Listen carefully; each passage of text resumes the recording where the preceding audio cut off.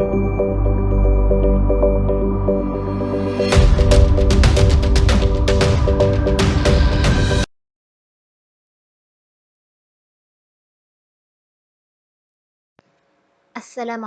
Sekarang cikgu nak terangkan macam mana nak faham konsep rumus.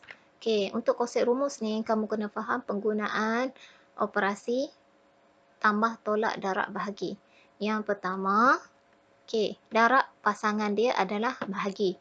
Manakala tambah pasangan dia tolak. Okey, kita tengok contoh.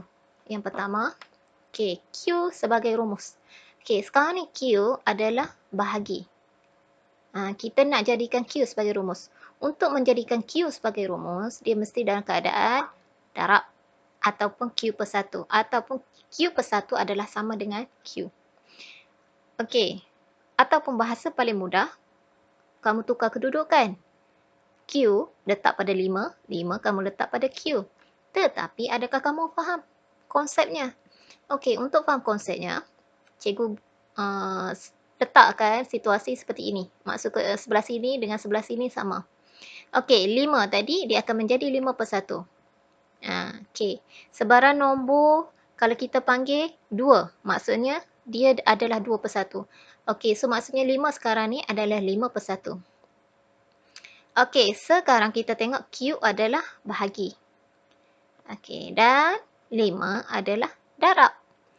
Bila kita hendak menjadikan Q ni sebagai rumus, dia akan menjadi darab di sini kan. Okey, so maksud dia akan berada pada titik, pada nombor 5. Okey, 5 sekarang adalah darab. Bila seberang sini, dia akan menjadi bahagi. Okey, disebabkan itulah kedudukan dia berubah seperti ini. Ataupun paling mudah, kamu tukar kedudukan. Okey, faham situ? Tengok contoh yang kedua. Okey, contoh yang kedua, P sebagai rumus. Okey, tengok soalan. P adalah di atas. Maksudnya dia adalah darab. Okey, darab di sini.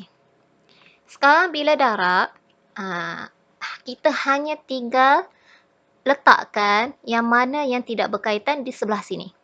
Okey, sekarang kita tengok Q. Q adalah bahagi. Bila bahagi, dia akan berada di sebelah ni. Dia akan menjadi darab. Bahagi akan menjadi darab. Maksudnya 5 darab dengan Q akan menjadi 5Q. Okey, ini jawapannya.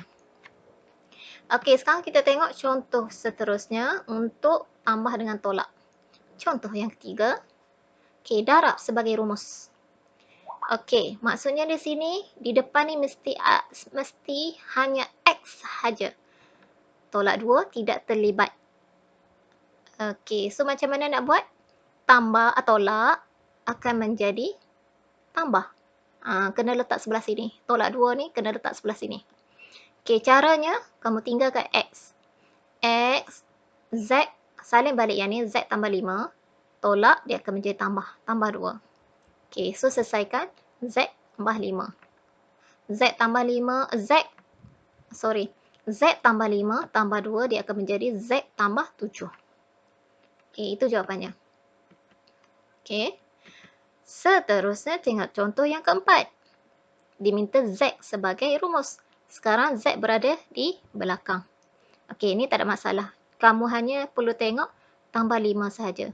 Tambah 5 ni kamu kena letak di sebelah sini. Sebab kita nak jadikan Z seorang diri. Ataupun Z sebagai kepala dia. Okey, tambah ni, seberang je sini dia akan menjadi tolak. Okey, so sekarang kita letak Z. Kita salin dulu yang ini. Okey, sebelah sini. X tolak 2. Okey, tambah, dia akan menjadi tolak. Okey, sekarang kita tengok tolak dengan tolak, dia akan menjadi operasi tambah. Ni integer ya. Okey, tambah 2 tambah 5 akan menjadi 7. Sebelum kita letak tambah, letak dia punya nilai 7, kita perlu tengok nombor mana yang paling besar. Okey, 5. Di depan dia, nilai negatif. Jadi, kita letakkan negatif. Dan ambil jawapan yang kita kira tadi. X tolak 7. Okey, itu jawapannya. Okey, untuk yang ini, kalau tadi, darab akan menjadi bahagi. Tambah menjadi tolak. Tetapi, kalau punca, dia akan menjadi kuasa 2. Kalau punca kuasa 3, dia akan menjadi kuasa 3. Begitu juga seterusnya. Okey, sekarang kita tengok soalan yang berikut. Katakan ini diminta mencari nilai. Untuk diminta mencari nilai, kamu perlu kira terlebih dahulu rumus. Maksud kamu kena cari rumus terlebih dahulu. Lepas tu kamu boleh letakkan nilai yang diminta. Okey, sekarang kamu tengok sini V kuasa 2. Okey, salin balik soalan ni. V kuasa 2 sama dengan 3W tambah U kuasa 2. Okey, salin. Sekarang kamu tengok di sini. U kuasa 2. Sebabkan dia nak rumus U. Okey, kita ambil dulu U kuasa 2. Okey, yang ni 3W. Okey, bila di depan dia tiada apa-apa simbol, maksud dia adalah positif. Positif maksudnya tambah. Tambah dia akan menjadi tolak. Okey, so yang di depan ni kita salin dahulu. V kuasa 2 tolak 3W. Okey, sekarang tadi kita tengok tadi kuasa. Kuasa dia akan menjadi punca. Okey, so punca kita letak di sini. Kita hilangkan kuasa ni, punca. Kita ganti dengan punca sebelah sini. Okey, salin balik V kuasa 2 tolak 3W. Okey, so ini untuk rumus. Seterusnya, barulah kita kira untuk nombor 1 dan juga nombor 2. Okey, so maksudnya, bila dah dapat rumus, baru kita boleh kira jawapan dia. Okey, yang ni cikgu rasa cikgu tak perlu terangkan. 1 dengan 2. Okey.